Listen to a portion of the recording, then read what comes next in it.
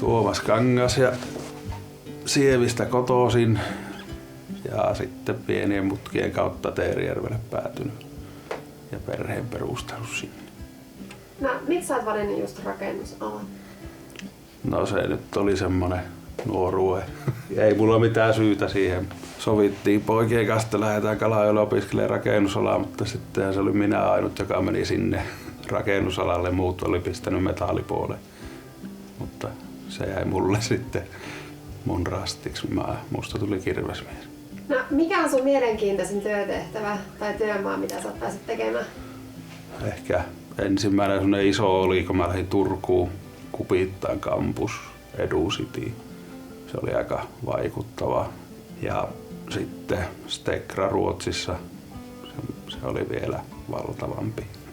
Sitä ei pysty edes millään tavalla kertomaan, että miten iso paikka se oli. Mutta sitten tämä nykyinen Kokkola-areena, niin se on kyllä ollut mielenkiintoinen projekti. Mikä sun työssä on parasta? Ehkä vaihtelevuus. Saa tehdä monipuolisesti kaikenlaista, koska ei ole samanlaista päivää. No onko sulla, kun sä oot timpuri, niin onko sulla jotain supervoimaa? En mä tiedä, jos se on supervoima, ehkä se on enemmän sellainen häiritsevä asia, kun sä katsot joka paikassa kaikkia listoja ja kattoja ja muita, että tuolla olisi vähän virhettä.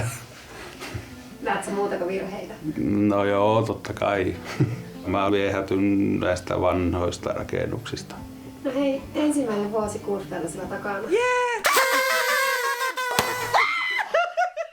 Mitkä on fiilikset? Hyvät. Mä oon ainakin tykännyt olla. On ollut muutama eri työmaa, mutta sitten kuitenkin hyvin on mennyt. Koetko sä, että meillä on hyviä tyyppejä töissä? Ootko tavannut semmoisia? Kyllä. Joo. Viimeksi tänään. Mikä tekee susta hyvän tyypin? Jaa. Siihen ei osaa kyllä itse pitää sanoa. En mä tiedä. Vaatimattomuus ainakin. Niin. En tiedä. Ehkä kuitenkin on semmonen, ottaa kaikki huomioon.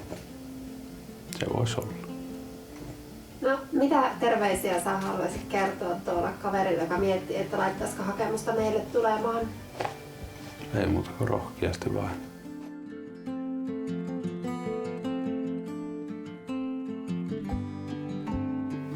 Mitä yhteistä on insinöörillä ja vatupassilla? Kumpikin osaa näyttää virheen, mutta ei korjata sitä.